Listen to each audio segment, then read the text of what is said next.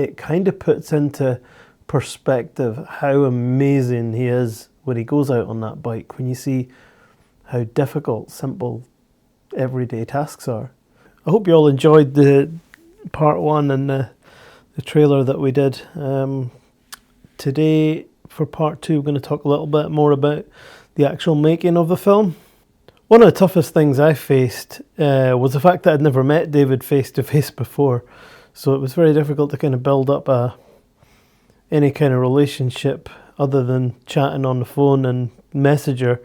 And because it was such a sensitive subject and my first attempt at doing something like this, I found it quite nerve-wracking trying to find a balance of genuinely trying to make a good film and not wanting to push too much to try and get the emotional stuff. Obviously David's told his story many times and he's quite a natural in front of the camera, so it's quite hard to get under his skin as well. But yeah, I think it was a very honest and frank interview. I had a list of questions lined up that I was going to ask him, and I never got anywhere near it. I literally just pressed record on both cameras, asked David to tell me a little bit of his story, and an hour and a quarter later I pressed stop on both cameras and it's a wrap. I didn't really have to prompt him. That's a slight exaggeration. There was a couple of prompts in there, but really very little in the way of questions. He's just such a natural in front of the camera, a natural storyteller, and he's got such a story that it's just quite easy to tell. So yeah, personally found it quite emotional actually, taking it all in and trying to understand what somebody's gone through. And it was moving. It was very moving, and you can see there's parts in it where he's I wouldn't say struggling, but he's quite emotional when he's talking about times, the really dark times, which is probably the bit that people don't really see. And that's the part I think that I most wanted to try to capture, was the vulnerability. And we all see this guy on the outside that's like superhuman athlete who's smashing all these amazing achievements in life. But I wanted to get under the skin and kind of get that vulnerability a little bit. And I think we got that certainly towards the end of the interview. He was given a lot more insight into the darker stuff. Everybody knows all the positive stuff that he's done, but yeah, it was good to kind of get under the skin and find out just what it actually feels like when things aren't going well.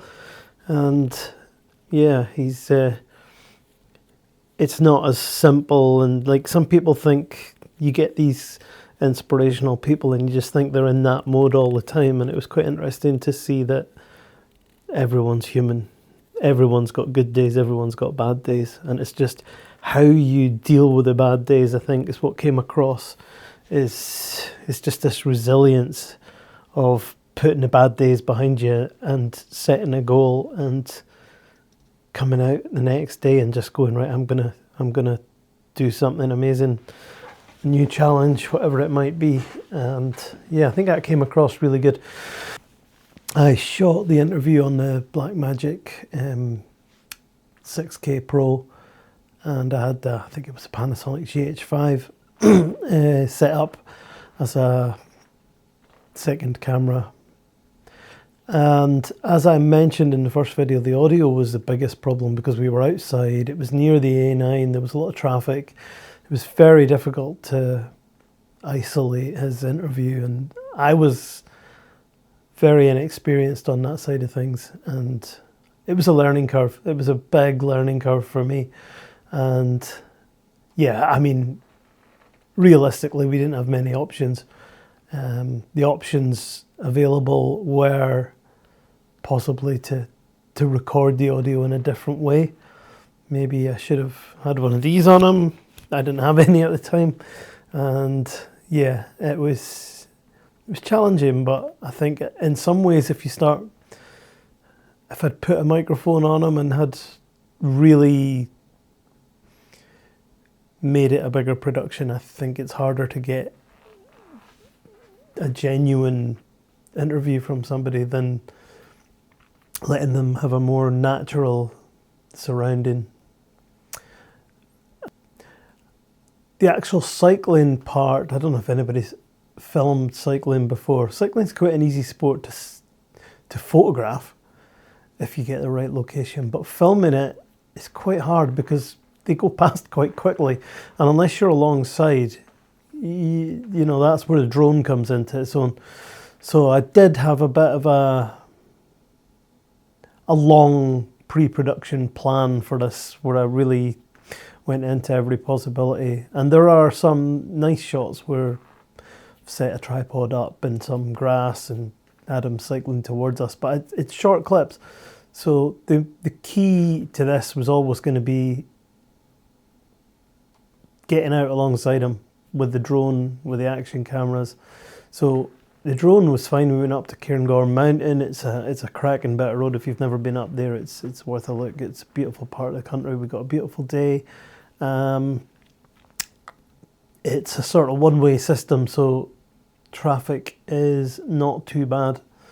You've got all your traffic's going the same direction as you, so you can let people past and then get a good run at it. There was, the drone footage I was really pleased with. To capture him on the bike, I decided to use an action camera. I think it was the DJI Osmo Action 1 or 2 it would have been, and mounted it on the back window of my car using one of these suction mounts, and then linked it up to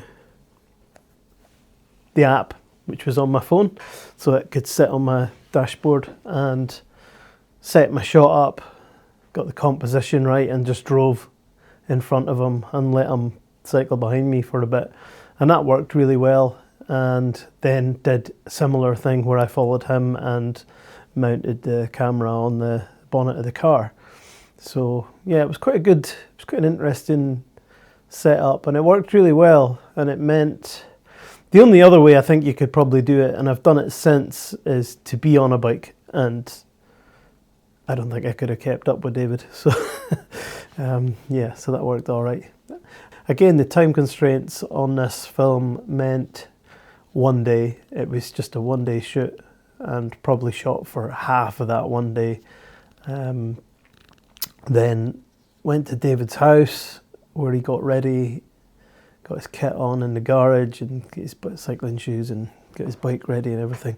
And that was the first time that I'd filmed somebody in that sort of vulnerable position where he's clearly struggling to put his arm supports and his shoes on, and you really want to help and offer to help with stuff like that, but I had to just step back and remember what I was doing and film while he spoke about it and went through his preparation. So yeah, I think the hardest bit, that was the interview was it was inspirational listening to him, but actually the silent moment in the garage when he was getting his helmet on and his cycling shoes and getting his kit ready and stuff, really struggling with his paralysis, that was the bit I struggled most with. That was the toughest to shoot, I should say. It was quite challenging, because that's the point where somebody's at their most vulnerable. You don't know whether you feel like, should I be filming this? Should I be helping him? I found that as a newcomer to this type of work, it was quite tricky. But I think those shots really kind of show the human element, and it kind of puts into perspective how amazing he is when he goes out on that bike, when you see how difficult simple everyday tasks are. I was quite pleased to produce something. I mean, it's not amazing, but it's quite a strong little story on its own. But for half a day's work, I was quite pleased with that. And testimony to David. David rode up and down Cairngorm, the top part of that climb, maybe about 8 times, and he kept saying, "Do you want me to do it again?" I'm like, "Oh, you've done enough, mate." So next week I am going to put the film online, and you can all have a watch. I think it's probably about 12 or 14 minutes. I've edited it so many times I can't remember. But yeah, this week was going to be all about sort of how it came about, and then next week you can have a look at the film, and the week after I'll just have a few kind of reflections on my own thoughts and what I've taken from it. But yeah, I'm going to be doing more of these. There's going to be at least another 3 or 4 films to come, so please click subscribe and you'll get updates and be the first to see them. And in the meantime, thanks for watching, and yeah, enjoy the film next week.